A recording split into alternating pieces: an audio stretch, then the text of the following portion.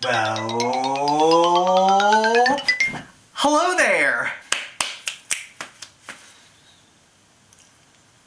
Hey guys, it's Greggy Soriano, and today I'm going to show you guys how to make an unicorn cake, aka unicorn. I'm going to show you guys how to make a buttercream transfer out of a shape of a unicorn in a geometric pattern. It's kind of going to look like string art a little bit. And I'm also going to show you guys how to pipe some peonies and ranunculus and cute little wildflowers that are going to go around the unicorn. It's going to be magical, mystical, it's a unicorn.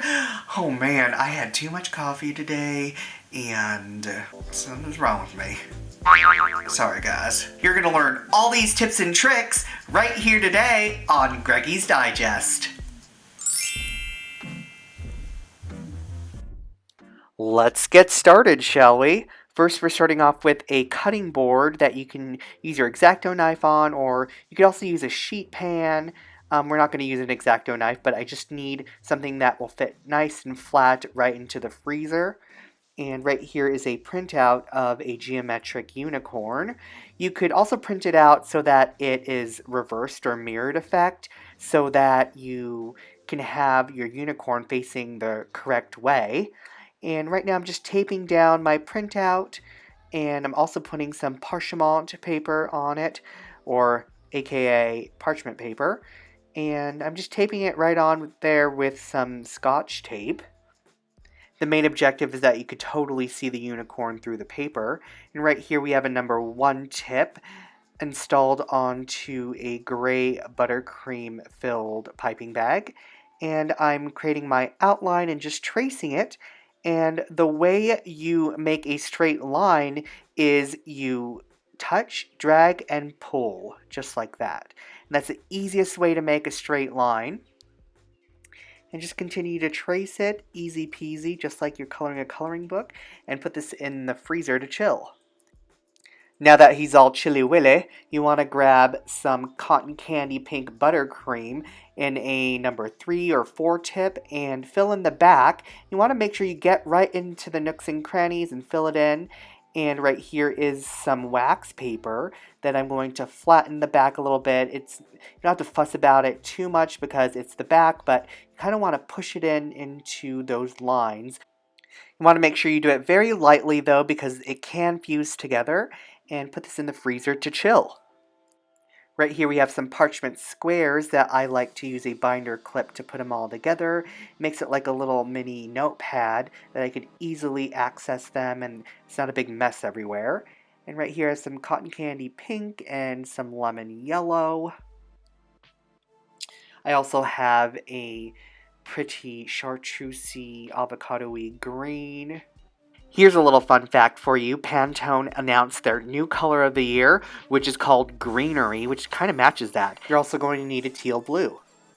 Right here are some porcelain saucers and dishes that I love to have on hand, not only for appetizers and condiments and individual desserts, but I also love to use them to put my buttercream flowers into. It's kind of like a form. It has that really nice concave shape that makes them a little bit more lifelike.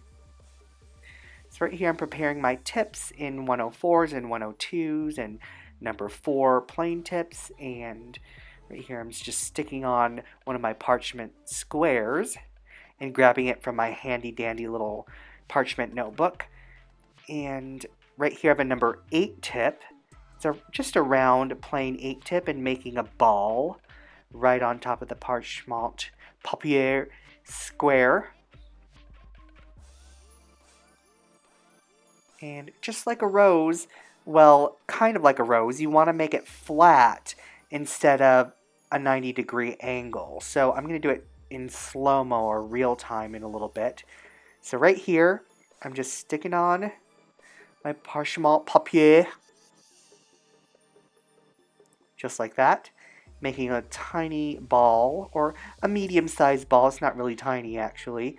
You want to make sure it's a flat top, and make your 104 tip flat with the thinner end of the piping tip facing the left. And you want to create some strokes just like that.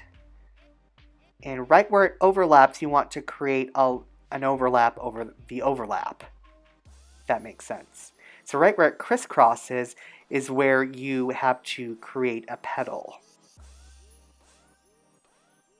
We just go around, and if you make it upward, it's going to look like a rose, and you don't want it to look like a rose. You want it to look like a peony, just like that. And now you can make it upright when you go towards the end to finish it off.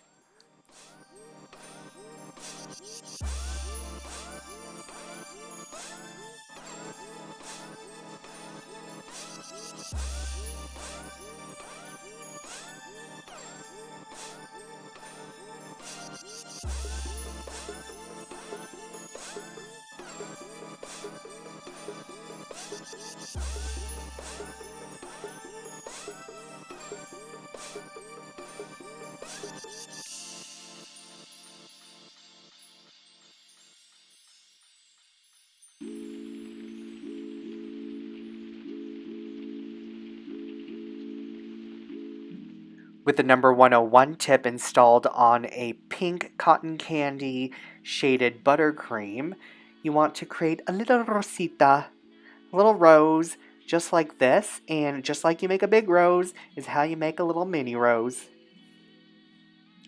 And you want to make that little pinhole in the center and make a trio of petals, and then right where it crisscrosses, you make your petal overlapping it, just like that.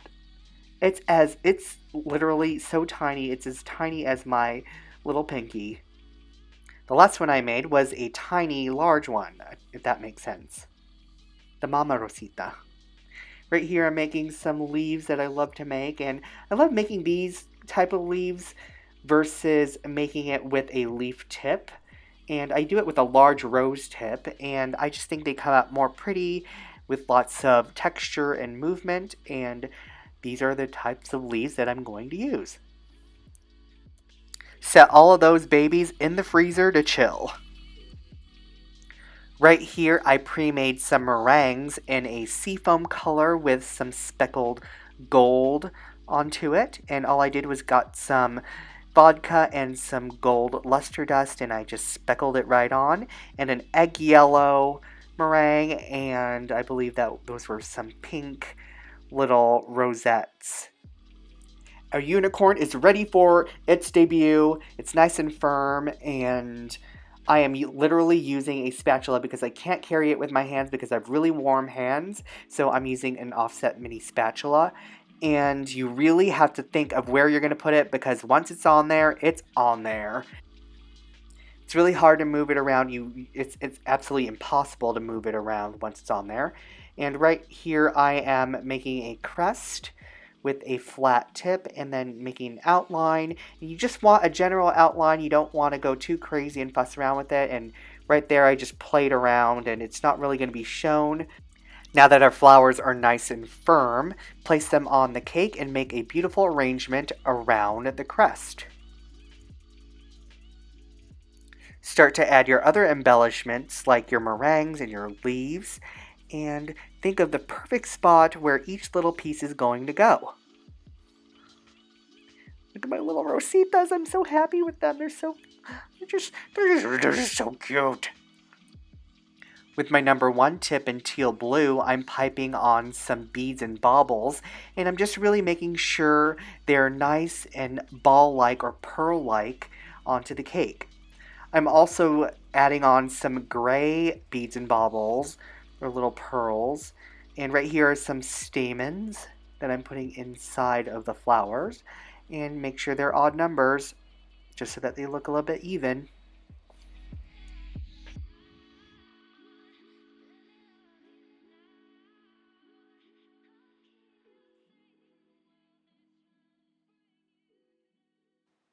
With the number 1 tip in gray, you want to clean up those lines and make it a little bit more 3D and a little bit more like string art. Some gray pearls to finish it off and pull it all together. And there you have it.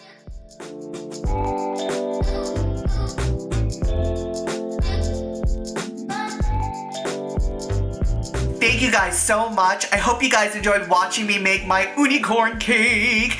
Oh, you guys, I totally think we should name him or her. Comment down below and tell me what you think we should name him or her, or if it is a him or a her. And please go to GreggySoriano.com to subscribe to Caker's Crate, which is a monthly box subscription company that'll send you some of my favorite baking items right to your doorstep every month. By doing that, you're going to help support my channel and make me make more awesome cakes for you guys. Alright, I guess I'll talk to you later. Bye! Click right on my face to subscribe, click on the video to view my last episode on the right, and get your subscription to Caker's Crate at GreggySoriano.com.